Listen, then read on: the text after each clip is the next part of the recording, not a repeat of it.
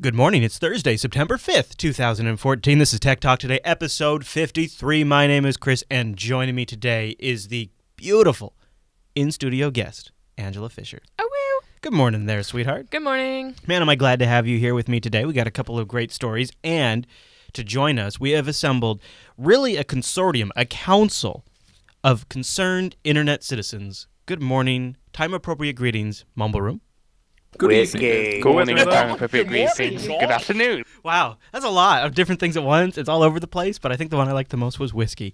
All right, so let's start with what was our big story at the beginning of this week. That is the big celebrity leaked photos. Well, now, of course, before their big announcement next week, Apple's got to try to make some of this look a little better. They've come out with an interview with Tim Cook in the Wall Street Journal, and he has said, look, we're going to do some things to try to fix some stuff up. Apple will add additional security alerts for iCloud users. It will broaden its two-factor authentication and make it more aggressive. Awesome. And they will also alert users when new devices have been added to their account or passwords have been changed.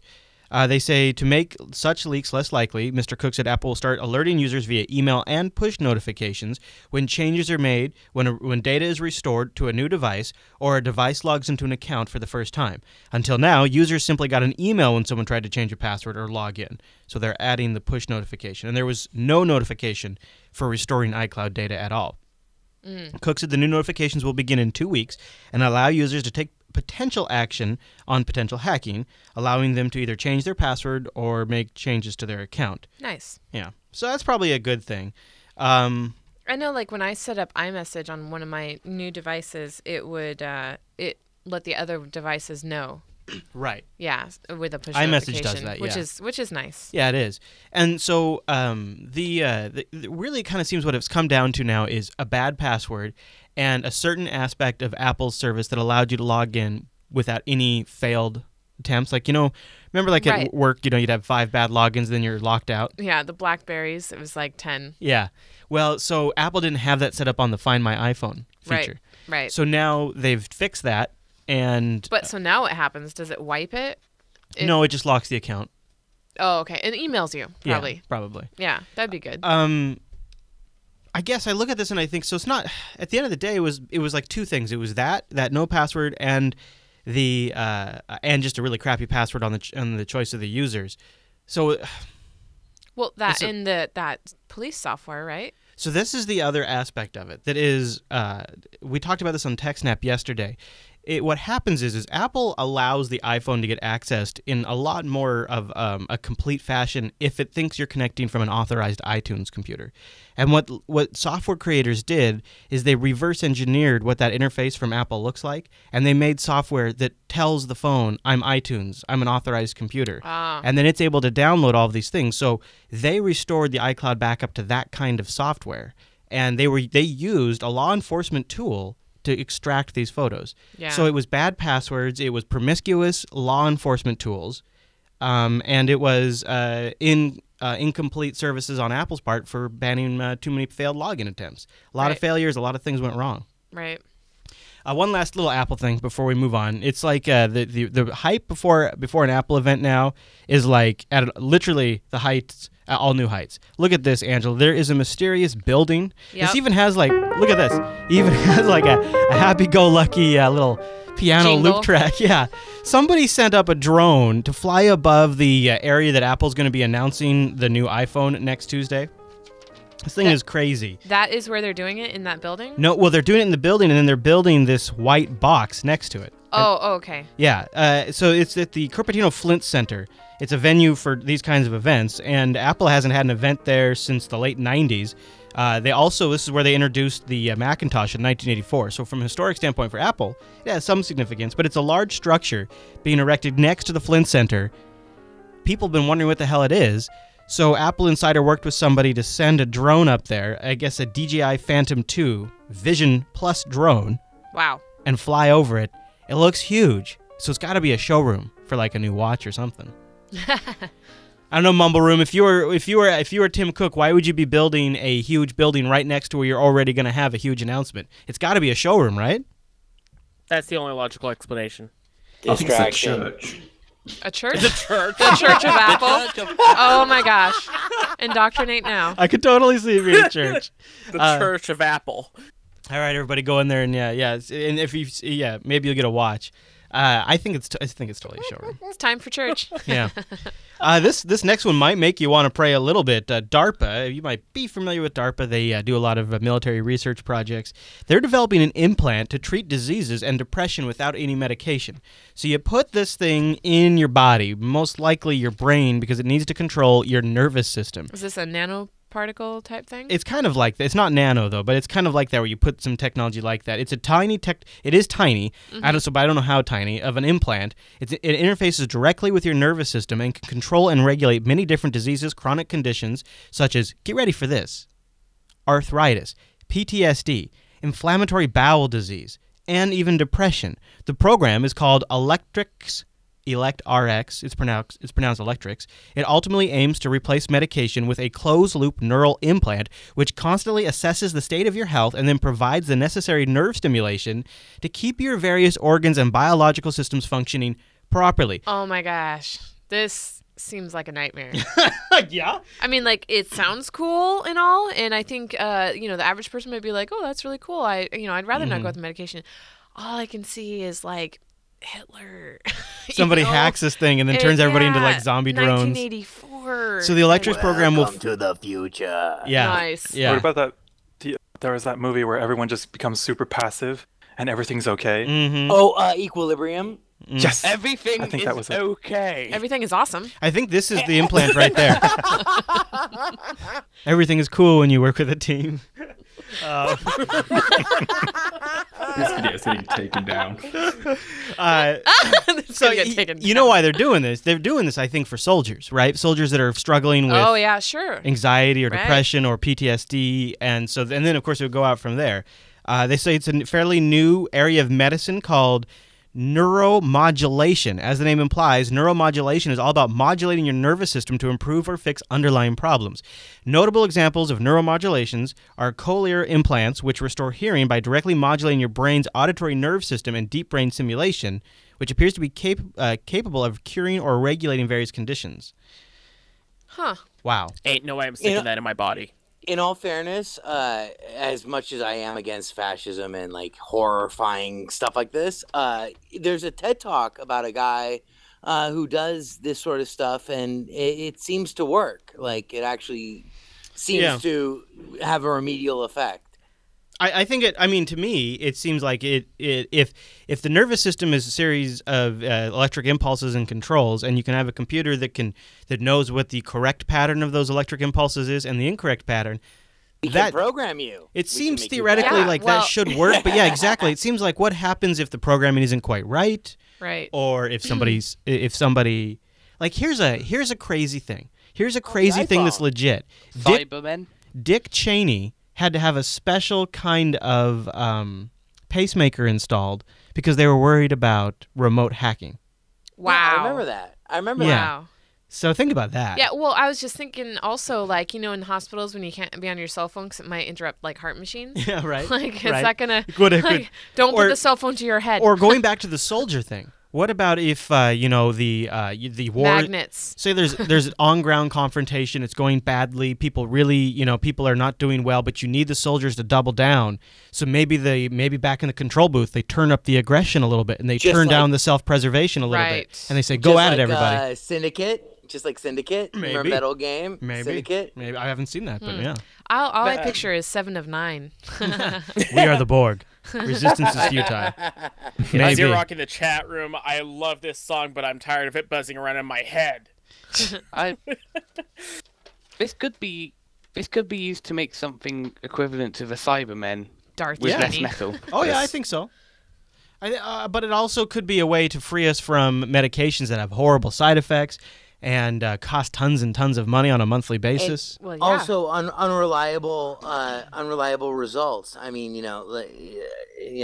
depression and schizophrenia are almost incurable without actually, going into the brain. Mm-hmm. That's why lobotomies were so popular. Yeah, that's And of course, crazy. Yeah. 50,000 people got orbital lobotomies that didn't need them, but Oh, it it's disgusting. worked. It's disgusting. So sad. Let's talk about, speaking of a new Exactly. today's lobotomy, Facebook. Now, Facebook is coming under a little fire. You might have heard about this. People are getting upset because their cell phone bills, quote unquote, this is from CNN, are getting destroyed by the Facebook autoplay feature. What do you think of this, Ange? Does this sound legit to you? So they first rolled this out on the computer, and the videos and just it was play annoying. as you scroll. Yeah, and it was annoying.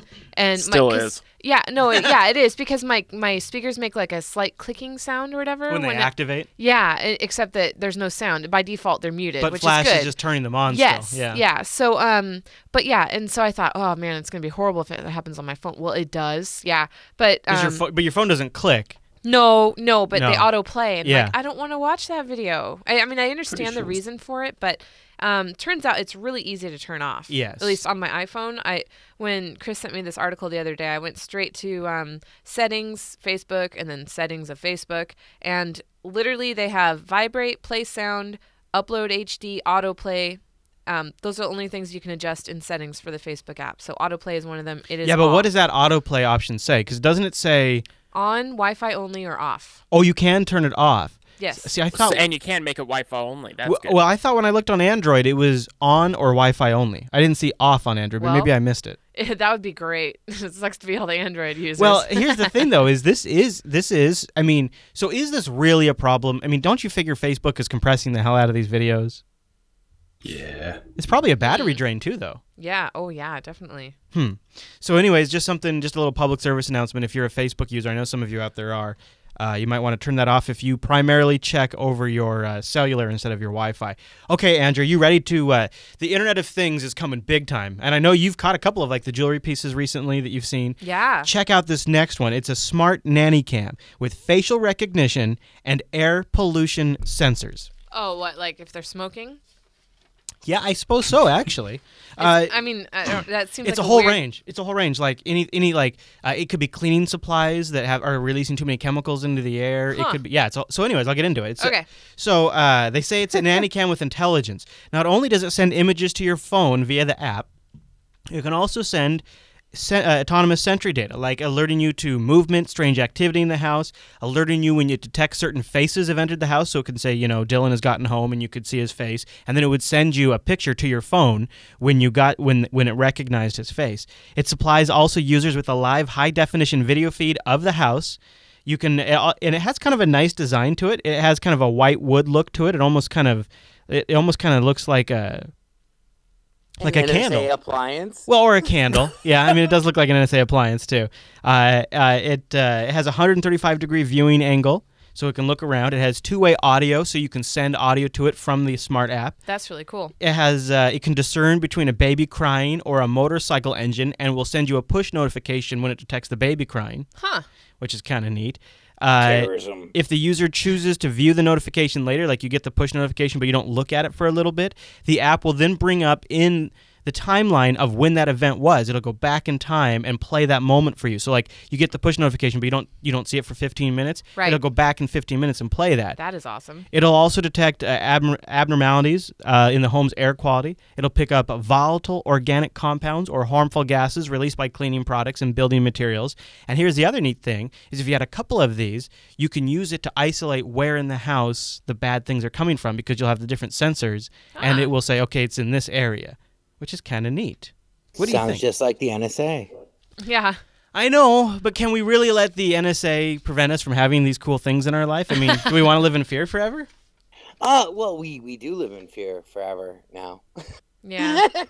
Yeah, I don't Firewall know. it properly, it'll be fine. Yeah, point taken. I guess that is true. I mean, would you want something like this, though? I don't know. Our nanny's listening, by the way. Well, I mean, they call it a nanny cam, but Yeah. would you want something that sort I of... don't know. I mean, I think it's good to have something that detects abnormalities, but I feel like there might be like some false positives there. I'm sure. And Yeah. worry for no reason. I think of something like this 10 years down the road, like when the kids are like at home by themselves. Oh, yeah, for sure. Yeah. Right? A little Yeah. checking up on them and Yeah. stuff. Or like somebody smoking in the house. Right. Totally alert you to that. Yep. That'd be a bust. Put that out. Put Yep. that out. So I need to talk to you about something, Dylan. Yeah. And then he's like, no, I didn't do that. I've got man. pictures of you doing it right here in high definition. Busted. Right there. Go back in time. Busted. All right. So it's Friday. Oh, go ahead. It'll also be really useful if parents don't. Actually, no. Let's Oh, change hold that on. I'm again. getting my Tech Talk Today morning call. Should I answer it on the air? Yeah. All right. This is the new Android L ring. This is nice. That's good. All right, here we go. Okay. Good morning. This is Chris. Michael Sebula. Oh, that's not me. Oh, that's a bummer. Hold on. Let's see. Sebula. Please press 1 now. Okay. If this is not Michael Sebula, please press 2 now. If you need some time to bring Michael Sebula Should I go get him? phone, press 1. If Michael Sebula is Fibula? not available, press 2. If we call Michael the weird Fibula. Oh, I should have pressed the Yeah, wrong what number. the heck? You idiot. I got excited. No, It's gonna call I know. you back now. That's okay. They've called me every day this week. It's been nice. It's kind of like What the it's, hell is that? I like talking It's to a- people. It's a collector. I want to talk to somebody.